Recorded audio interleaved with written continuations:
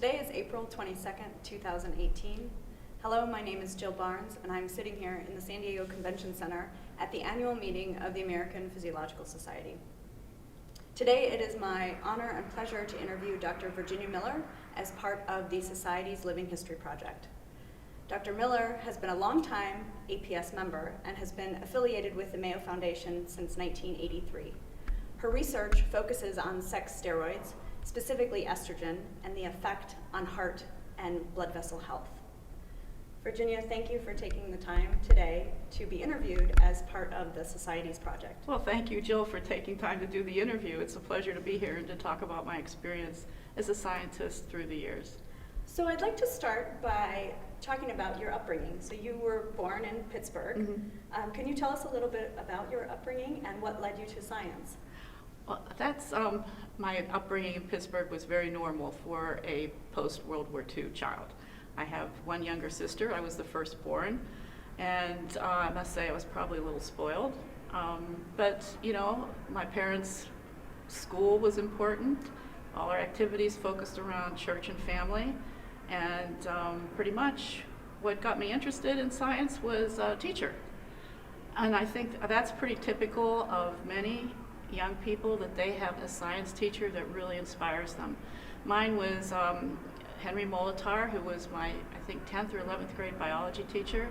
And after I had that class, I wanted to be a biology teacher. And that's what I set out to do. So you went and did your Bachelor's of Science at Slippery Rock University to be a biology teacher. Right. At that time, it was called Slippery Rock State Teachers College. Okay. Okay, it's undergone several name changes and grown since then. So how did you go from Slippery Rock and going to be a biology teacher to then doing your PhD? Well, you know, there were a lot of us that finished college that was trying to get jobs in teaching, and I couldn't get a job. So my one professor at Slippery Rock, Gil Dryden, suggested that I try graduate school and apply to University of Missouri, because that's where he had gone. And lo and behold, I got in, and that started my career. So it was kind of a default. It wasn't something that was planned. So you didn't set out and say, I want to be a scientist and a professor? No. It's kind of interesting, though, that when I look back, is that I am doing a lot of teaching now. So I really have come full circle, and it's very gratifying. Good, good. So can you tell us a little bit about the research that you did as part of your PhD? All right, okay, so that was the early 70s. There weren't many women. I think I was the only woman in my graduate school classes, many of them. And I was at the University of Missouri. There was a institute called the Space Science Research Center. And that was when there was a lot of interest with NASA in putting men on the moon and long space flight, men and women on the moon and long space flights. So we were interested in studying hibernation and whether there was a particular hormone that could be used in astronauts to reduce metabolism as they went on these long space flights. So it's kind of like 2010 Space Odyssey kind of a thing. So I did temperature regulation in woodchucks. And that was pretty good, though, because what it did was really set the stage for me to be able to take what I learned about the brain and temperature regulation. And as we talk a little bit later, you'll see how that has come back into my research today. So how did they choose the model for the hibernation to apply then to space? Well, there were several models. There were 13-line ground squirrels, the woodchucks, and then bears. And woodchucks, being a little larger animal, had a little different hibernation pattern than the ground squirrels. So it's pretty interesting. When animals hibernate, their heart rate drops very low, and mostly the circulation goes to the heart and the brain. But when they start to warm up, their blood pressure, it's almost like the barrel reflexes turn off, and the heart rate goes very high and the blood pressure goes very high. And without any deleterious effects to the brain. Now, woodchucks are interesting in that in order for the vessels to be compliant when they're at low temperature, and it's about a couple of degrees above ambient temperature, what they would be, they have to be very compliant. So a lot of times in the spring, when I moved to Delaware after Missouri, many of our woodchucks would die of aortic ruptures because of the elasticity characteristics, and they would more so blow out their aortas than they would the cerebral blood vessels. I see. That wasn't very scientific, blowout. But after University of Missouri, you then went to the University of Virginia Yes. as part of your postdoc. Yes, so then yes. what had you transition to the University of Virginia? Well, this is in the 70s. Times were different. I was married, and we followed our husbands, no questions asked. And he had a postdoctoral position with Robert Byrne at the University of Virginia, and I trotted along and ended up in the psychobiology department, where I took my expertise from studying the pre-optic hypothalamic area in temperature regulation to looking at space memory, spatial memory, not space, outer space, but place memory, and the hippocampus in rats learning a maze, with the idea of losing part of space memory as a characteristic of Alzheimer's disease and Kirchhoff's syndrome. So they hired me to do temporary interruptions of the fimbrial fornix in order to look at the hippocampal areas. And there I taught neuroanatomy, so I became very knowledgeable about the parts of the brain that did what. And again, that carries over to what I'm doing now. Mm-hmm. Mm-hmm. So then after the University of Virginia, then you went to Delaware? Mm-hmm. Again, followed my husband. And I ended up going back into hibernation, but there I was really studying barrow reflexes, and that got me interested in the smooth muscle. What was it about the blood vessels that were able to enable these dramatic changes in pressure as the animals went through their arousal cycle? So from there, then I went again, followed my husband to Mayo Clinic, and I got there, again, happenstance. Frank Knox was chair of the Department of Physiology at Mayo Clinic, but I also knew him from the University of Missouri because he was in the physiology department there. So I wrote him a letter saying I was going to move, and did he know anybody that needed a postdoc? And he gave my letter to Paul Van Houte, and I was hired. And I was hired because I could do large animal surgeries, because Paul was interested in being able to understand what made arteries and veins different. So my job that he hired me for was to turn a vein into an artery and an artery into a vein. So I started off my career there really looking at physical forces and the modulation of structure of large arteries and veins. So were you a postdoc fellow at that time? I had a long postdoctoral career, and those postdoctoral careers are a little bit different than what people are now. Nobody mentored me in grant writing. Okay, we have to consider the time, all right? There wasn't all this formal mentoring and here's how you write a grant and here's how you write a paper. You were learning as you went. And if people helped you, that was perfect. So when I was at Mayo, that was right when the endothelium was breaking. Paul Van Houte's lab was very active. His philosophy was to surround yourself by bright young people from diverse backgrounds, and you'll never be without an idea. And that was true, because honestly, we would be working in the morning and we'd be talking about stuff, and ideas were just flying all over. It was almost like you could pick them out of the air. And that's when I really got into looking at the effects of hormones on the endothelium, because we looked at shear stress and pressure. So it was a natural thing to go to look at what was in the blood, and steroids was one of them. So when you were at Mayo, at that point, did you know that now you're going to be a scientist? That No. is the career you No. are going to have? Of course not. I was busy having babies and trying to be a wife and getting my research done, and I really got involved in the research. I liked it a lot. But again, at that time I was still married, and I didn't know what was going to happen. Paul was leaving. to another career opportunity, and I didn't have a position because I was tied as a postdoc in his lab. And at that time, John Shepard worked with the chair of surgery and got me hired into surgery to be a research resource professional, which was a hard money position to run essentially a research lab for the surgical fellows. So I was kind of a service part of the program, and that was fine because I had young children at home. It gave me some flexibility, and I didn't have the pressure of trying to get a grant. But at that time, when the estrogen story started to come out and our papers started to get published, then there were RFAs to look specifically at estrogen on vascular calcification and smooth muscle activity, and that's when I got my first grant. And there it's sort of launched it in a whole new direction. So can you tell us a little bit about that first grant? Who did you reach out to work with, and how did you get it put together? Yeah, well, at that time they had what was called an R29, which was a new investigator award. And so they reviewed them all together, so you got to cut a little bit of slack.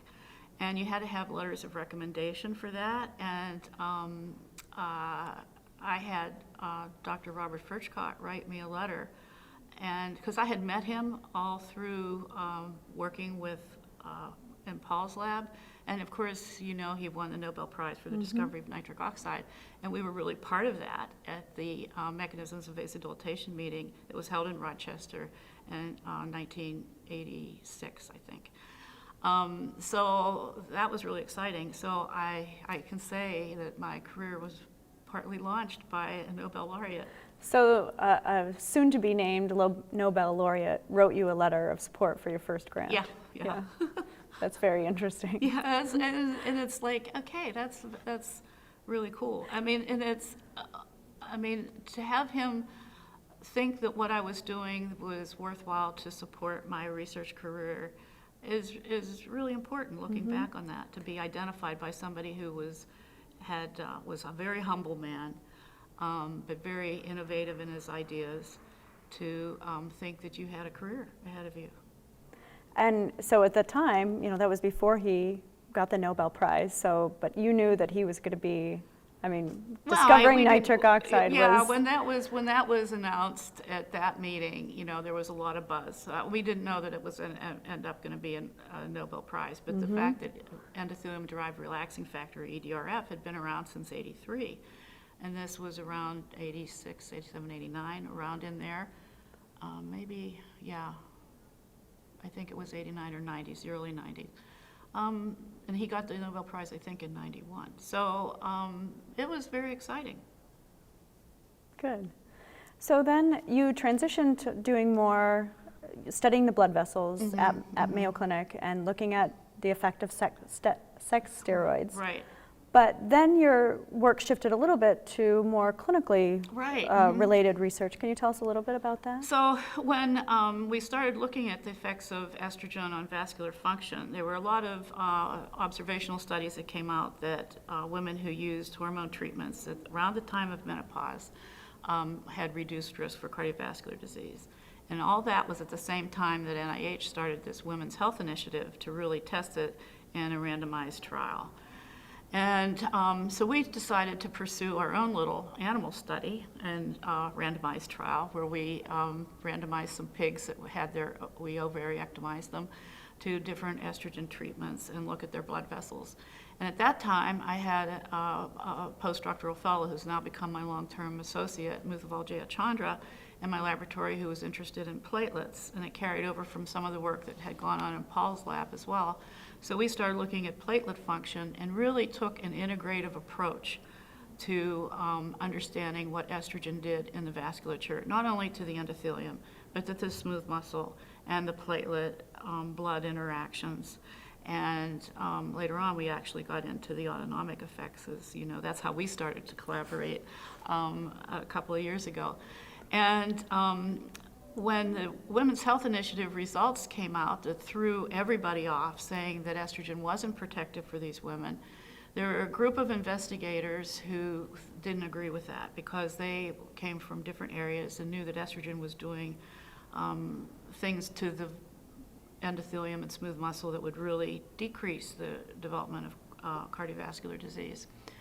And I happened to be at a Heart Association meeting and heard about this new study, the Cronus Early Estrogen Prevention Study, which was really to randomize women to estrogen treatments, similar to the epidemiology studies that they were newly menopausal, not 10 years later.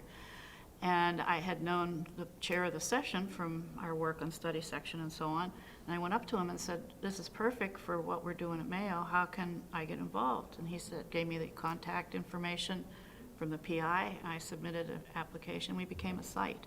So that was my translation into human studies. Now, now my wet lab is pretty much shut down, and we're all doing, my focus really is on looking at different tests in women to understand how ovarian function and pregnancy disorders affect the blood vessels and the cerebrovasculature, and ultimately I'm back to the brain. Okay, so it's been a really fulfilling journey, one that I didn't expect to be on.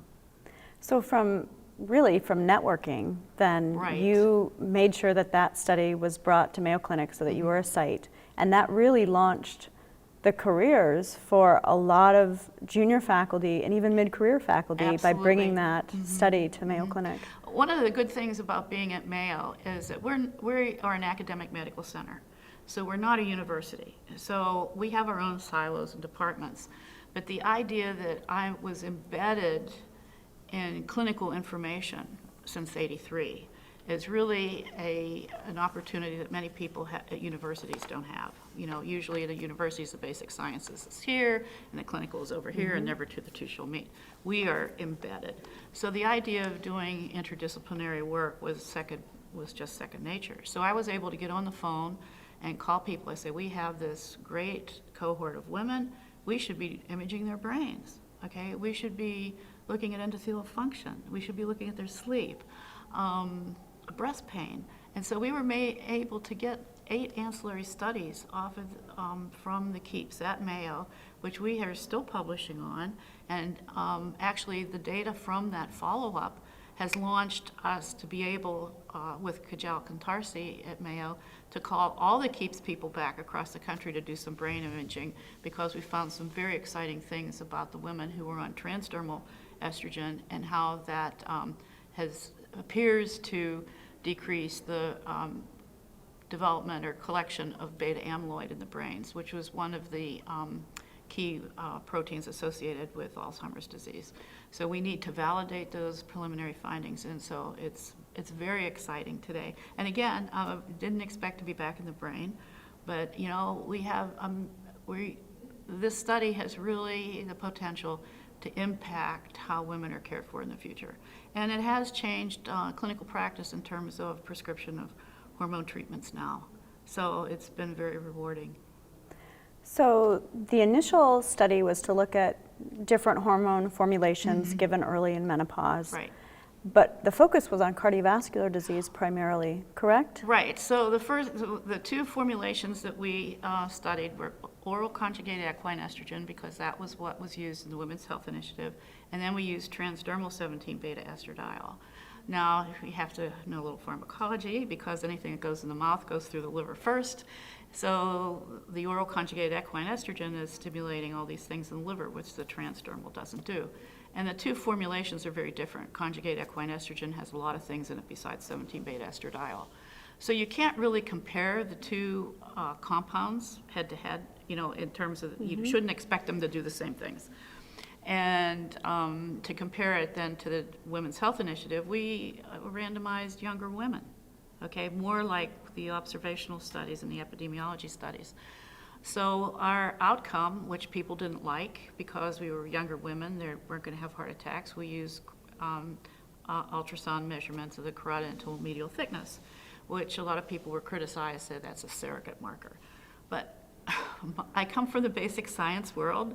None of our animals have heart attacks, right? What do? We treat them, and at certain time points, we take out their blood vessels and we study them. So if you're interfering with a pathological process before it gets started, or if it's started, to stop it, to me, that is an important outcome.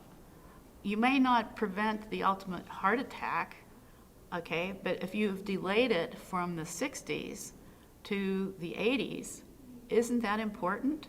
Because it really does improve people's quality of life, and it'll reduce the healthcare burden, well, women in their 60s until they get to their 80s. Mm-hmm.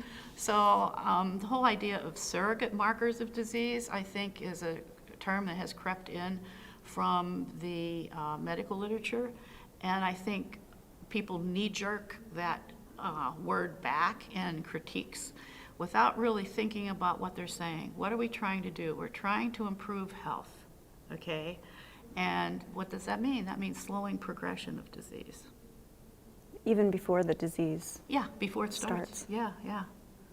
Well, it sounds like that study will be well poised with the information that's come out regarding Alzheimer's disease, where they're putting a lot more efforts to looking at these early biological markers rather than the later changes in cognition. Right. Yeah. So that'll be very important once that study is finished to understand how these hormones affect brain health in women. Right, and it really relates to things that that you're doing, because you're looking at the cerebral vascular reactivity, which was one of the studies that we spurred off of the KEEP. So you're one of the, I don't want to call you a trainee, but one of the investigators that got excited about what we were doing. Yeah. Because we always study men and women, we always try to study them both equally, but we never really investigated to look at the differences, and then turns out there are some differences in how they regulate their blood flow. I mean, the whole focus now on sex differences, you're sitting here thinking, really, in this day and age, we're talking about it? We shouldn't have to be. It just makes sense. It makes sense to pay attention to age, it makes sense to pay attention to sex, and it makes sense to pay attention to hormonal status. So when we design physiological studies, those three things have to be in the back of everybody's mind and reported in the papers. So let's talk about that a little bit, because you were really at the forefront of leading this movement to change NIH policy that biological sex be considered in the studies that are funded by NIH. But that didn't occur overnight. That was years of work. So can you tell us a little bit about how you got involved in that process? Yeah, that was an interesting journey as well, because part of my work when we started the KEEPS trial was to get involved with the Society for Women's Health Research. And they had initiated a series of meetings where they were looking at sex differences, and they launched an organization called the Organization for the Study of Sex Differences. And they invited me to participate in their council. And then I was subsequently elected president. And it was through that activity that I worked very closely with Janine Clayton to make her aware of what was happening at study section, because she didn't realize that sex wasn't mentioned. And so she was off doing that, and my focus then became the scientific community, making them aware. And I think I wrote my first editorial about that for the Physiology journals in 2012. Okay. So I've noticed in the last few years at the American Physiological Society, there has been a lot of research presented and a lot of organized symposia on sex differences and looking at sex as a biological variable. Yeah, that's very exciting. I looked through the program this year, and there was a symposium on Saturday, and several of the other titles already also have sex differences in it. I think it's going to be important. If we're going to move into the era of individualized medicine, which was what Mayo Clinic has a big program in individualized medicine, the fundamental difference between individuals in the population are their sex chromosomes. And if we can't consider that in genomic kinds of studies, we're missing the boat. So it's a basic component of who we are. It's a basic component of biology. And to ignore it, I'll use the word we always hear in physiology meetings. We only want to support good science. But to ignore sex as a biological variable is bad science. So can you tell us a little bit about your first APS meeting? Oh, we're going back in time. Okay, that time, experimental biology, believe it or not, was held in Atlantic City. And we were graduate students, we had no money. And so there were, I think, 6 of us in a car driving from Columbia, Missouri to Atlantic City. And at that time, Atlantic City didn't have these posh hotels. I mean, it was sort of a resort town, and you didn't have any money, so you were lucky to get a room that had hot water and a washcloth, okay? And I can remember the first presentation I had. It was an oral 10-minute presentation on temperature regulation, and I was very nervous, very naive. Stood out like a sore thumb because I was the only woman presenting in that session. And who stands up to ask me a question but Dr. Eugene Brunwald, who was very famous in looking at temperature regulation in the brain. And, you know, you talk about your knees knocking, okay, but, you know, maybe I did okay. I don't remember what the question was or how I answered it. I can remember he was a very formidable man. He was very tall and robust. Getting up to the microphone, my eyes must have got as big as saucers when I was listening to the question that he asked me. So how has APS changed over the years? What differences have you noticed between your first meeting and today's meeting? Well, I know my way around a lot more. It's in a better place. I have more money, so I can stay in a better hotel. I think the sessions are more organized. This whole electronic thing, I think, is good and bad. I think there's some adjustments that need to be made. I must say I miss the paper book, to be able to sit down and go back and forth between different sessions without flipping on a screen for things, and having a nice index that I can look up people I know and write down where they are. So that's a change that's natural with the electronic environment, but I think there's some improvements to be made. One of the things that hasn't changed about it is the ability to go to sessions from other disciplines. And to me, that is the benefit of experimental biology, is to be able to go to sessions on pharmacology and anatomy, microcirculation and nutritionists and physiology, and really see how these different disciplines may be viewing what you're interested in. And it kind of goes back to Paul Van Houte's idea, surround yourself by diverse people. And I know diverse people with the workplace has a different connotation. The connotation I like is diverse ideas. If you come from a diverse background, training, and either if it's a physical science or biochemical or whatever, and you're looking at a problem, you're bringing a different mindset, you're bringing a different background, and that's when you really grow and get innovative ideas of how to tackle something. So I also wanted to ask you about your MBA, because you went back to get your MBA in 2003? Yes. Well, So, I started in 2001. Okay, so could you tell us a little bit about that? Because that seems like a very different style of training than the type of training you had gone through previously. Yeah, and so in 2000, I became the director of the Office of Research, Office of Women's Health at Mayo Clinic. And I realized if I was going to make this successful, I needed some business experience. And at the same time, I was feeling a little frustrated with, if I looked at one more dose response curve, I think I would have, I was burning out. So I thought, well, if I did a sabbatical, do I want to do one where I'd go and learn some technique that would be out of date in 5 years? Or did I want to learn a skill set that I could carry with me for the rest of my life?